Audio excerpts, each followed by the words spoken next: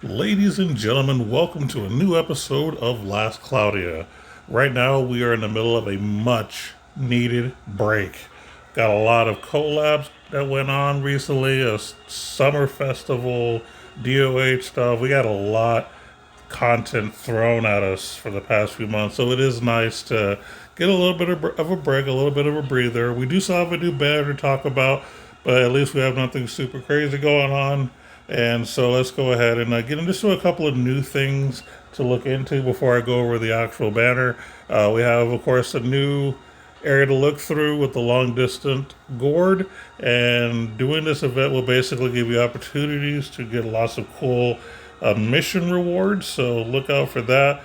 So look at all this good stuff I haven't got yet. Ethereum, looks like you're getting a 10 pool, some recover orbs, lots of tickets, so lots of good stuff to get there. Also, they got this. One of my favorite things is the whole the chance box where you could basically spend coins you get to get new stuff, and then steps 2 through 4 all come with mega clusters. So I 100% recommend to go for that. These items are definitely rare and hard to come by without having to do a lot of heavy grinding. You also get some weapons too as an armor for the main prizes of each one. So yeah, definitely work on that. Really glad to see that. And now let's go ahead and let you know too that the Tower of Trials is back. It feels like I just did it recently, but I guess there's so much been happening that I just feel like I'm going right back into it. So we got Tower of Trials with some new floors. Be perfectly honest, floors 80 through 90. I don't know if it's worth going through it. I tried the last time. I think I got maybe a mega cluster or two. I'm not sure, but for the difficulty that it was, the prizes wasn't really that fantastic, which is why I kind of stopped halfway through that last 10 part. But other than that, I mean, that's pretty much what's been going on with the event right now. Not too much going on, which is good. Like I said, we need a break. This is a time for us to build the characters that we've earned, get some new materials, maybe work on Godforge stuff. We were into crafting weapons. There's a lot to do, which, by the way, that reminds me, there's one more thing that's new. The Godforge Dominion, we have the Black Willow Necrosian. This is basically a new monster, not super hard to beat compared to the others, so I think that people doing multiplayer, even just by ourselves, should be able to clear this one with a little ease. So, I haven't had any issues so far. But yeah, that's pretty much all the news. So let's go over the banner now. All right, so we are looking at Gorm Crystalia. So this is the shift version of Gorm, a character who honestly I never invested in his normal form. I mean, I'm not even sure how long it took for me to pull him, but it was one of those things where I had so many other characters that I just kind of forgot about him and never got messed with, outside of maybe doing some tours or something. But let's take a look at his shift form, see if there's a reason to give him more attention. So looking at his stats, full up, he's a knight first and foremost. Nice to see the knight class getting some love. 7370 HP, strength of 1109, defense of 1558. So you can already tell by that defense that he's going to be a decent tank. Possible bruiser type. As far as elemental stuff, he is strong against fire, ice, and wind, and weak to thunder and dark. He is unaffected by blindness. He has resistance to illness, and he is weak to poison. As far as abilities are concerned, a lot of this is ice related damage that you're looking at. The second one, have at me, basically applies a physical damage taken minus 30% buff to the unit. So that's kind of good for his tankiness. For the third skill, basically slightly restores HP to all allies after doing the combo attack. And then of course his special, after doing the heavy damage, he restores HP and SCT for 10 seconds for all allies. So really, really good. He's again doing a lot of stuff for the team. He's being a team player.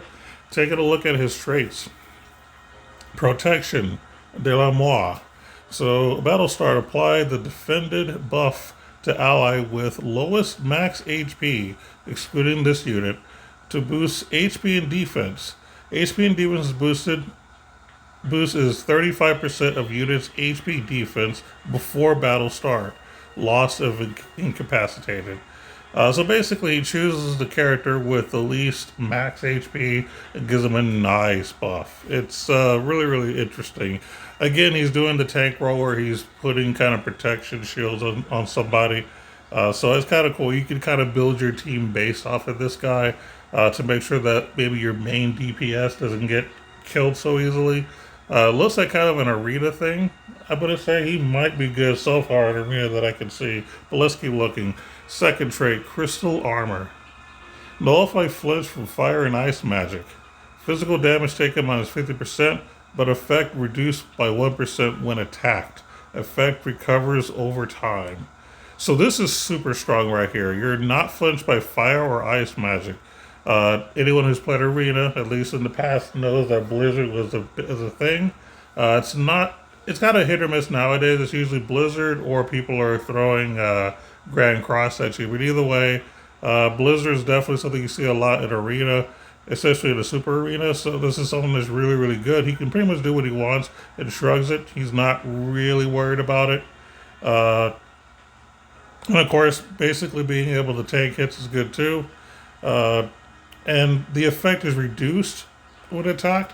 So he's going to basically get that 50% damage, and it's going to eventually get lowered, the amount of damage that he's able to shrug. But that's still pretty good overall. I like it.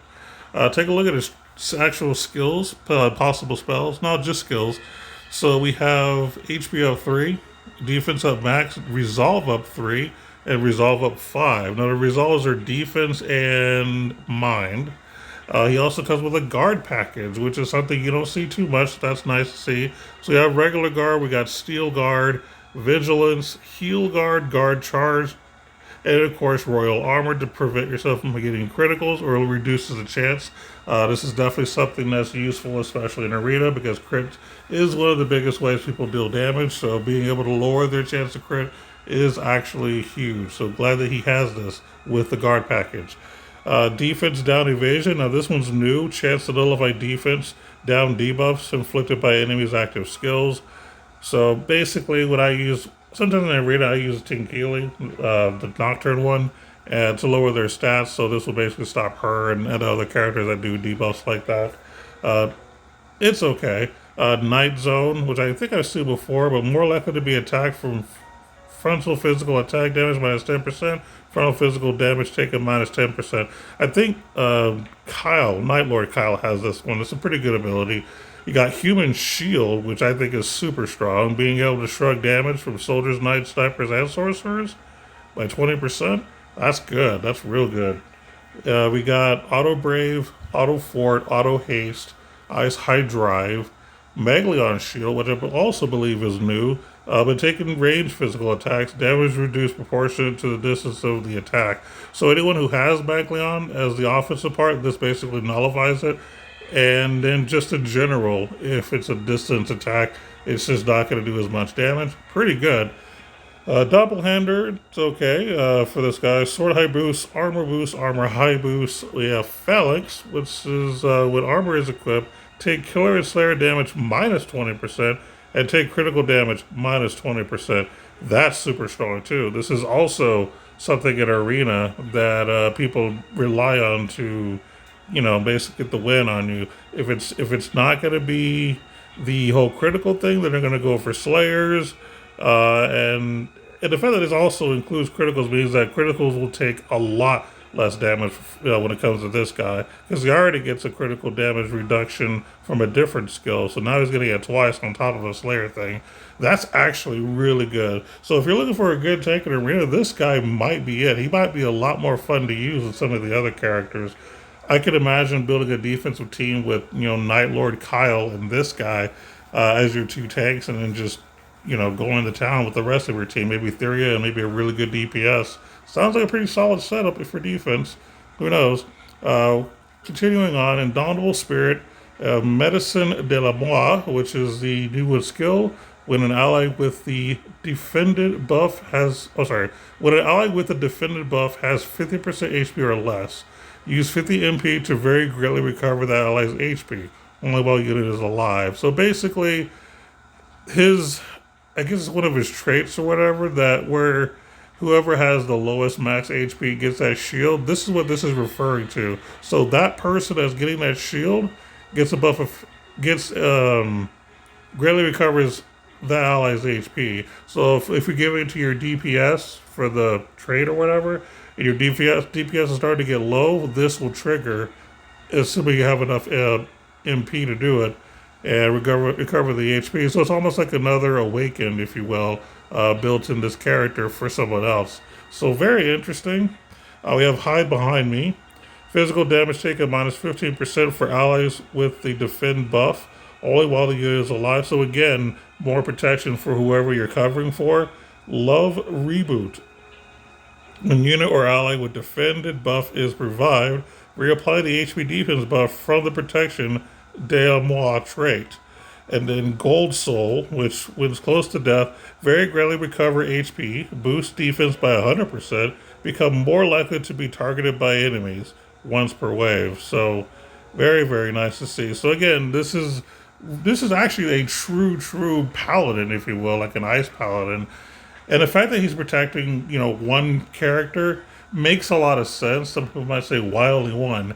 Well, if anyone who follows this game's storyline, everyone knows that Gorm is basically in love with Sevilla. And so this is a whole thing of if him and Sevilla were together, he would be doing all this stuff to protect her while she's doing her damage. So this actually fits really well, not just as a tank in general, but just as a character in general, just for who he is. This is literally, it fits his personality. So I think the way that they built this character was great. So I actually like the character. I think the character is actually really good.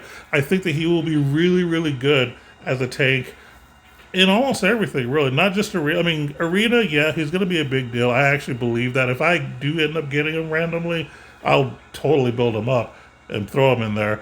But I think he'll also help you in some hard content as well. As far as like maybe if you're soloing some of those, big bosses from Mega Clusters or the bosses from the, Dominion fights or whatever.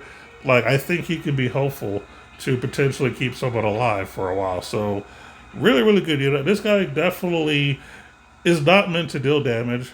I mean, he can. I mean, they did give him some offensive skills.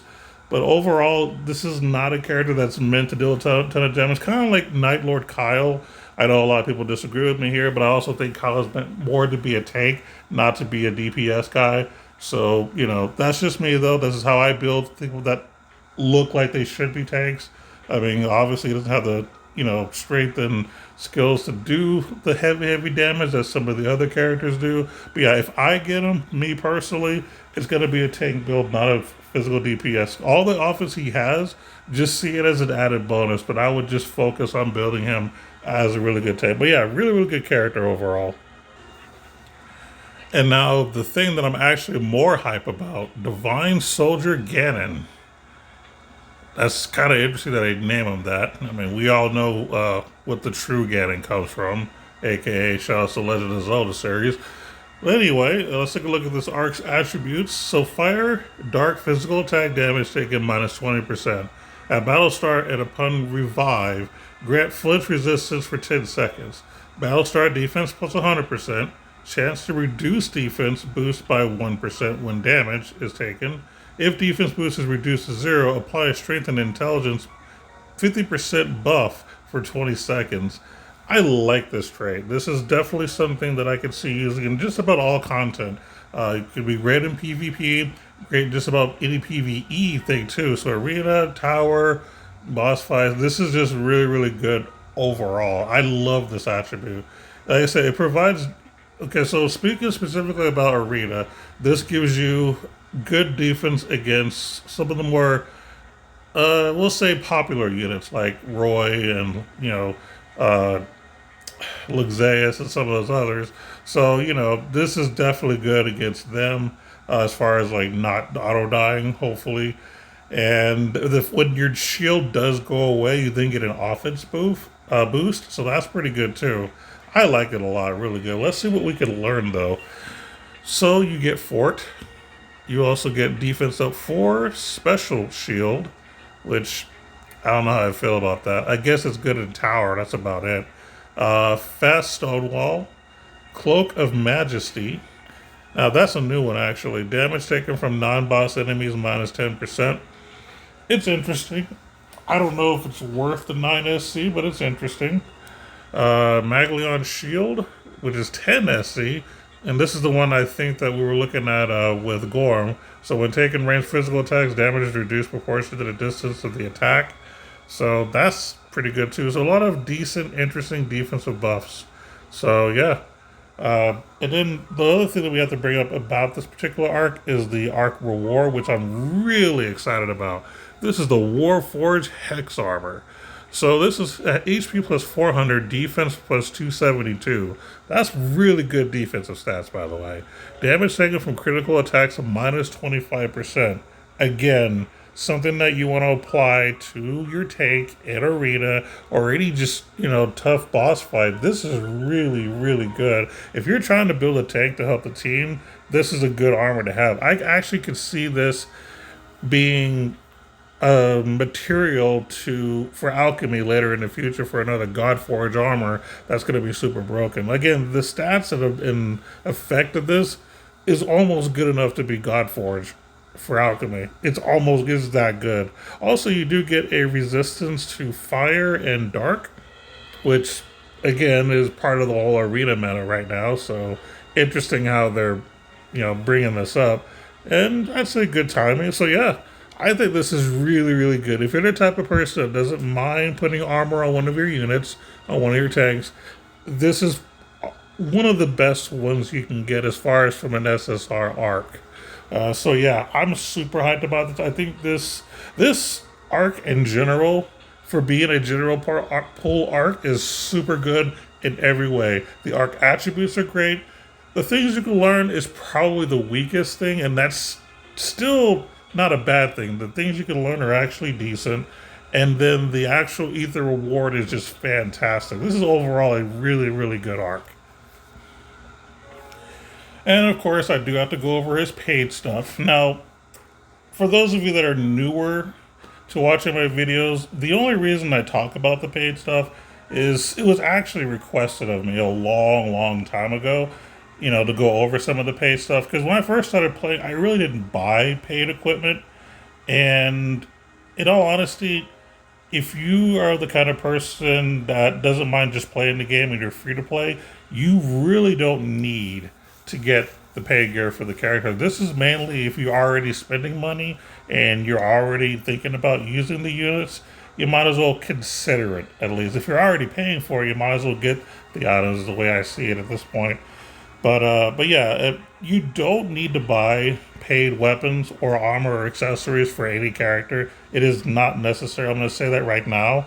But I do bring this up for those of us who are on a budget, like I've been for a while, where sometimes I only buy one thing, so I try to make a judgment call on what I think would be the thing to buy, if you're going to go for one or the other. And just to kind of just do it in general, like I said, this was a request from many, many, many months ago, maybe even longer, and that's why I've been doing it now. But let's go ahead and continue with Gorm's new paid gear. So we have Crystalia Glimmerblade. So this is a ice attribute sword, strength 183, defense plus 30, ice attack damage plus 15%, defense plus 15%, SAT recovery speed plus 8%. So overall, I think this is a good sword. You have decent strength stats, The fact that you're getting defense from a sword is interesting. Increasing your ice attack damage by 15% is a pretty decent buff if you're looking for more offense. The defense plus 50% is decent. And then, of course, getting some SAT. I mean, you're getting a lot out of one sword. You're getting a lot. So I think that this is decent. I think it's good. The reason I'm not super duper hype is because, again, this is more of a tank. So you don't necessarily need to deal a ton of damage, but if you really want to push Gorm a little harder, this is an item you can use. But here's the item that I think you probably should use. So this is the Crystalia Glimmer Plate. So this is a piece of armor with a 179 defense and 90 mind. More likely to be targeted by enemies, which is what you want from a tank. Nullify feint from enemy attacks, really good. Continuous MP regen effect. Regen 2% MP per time.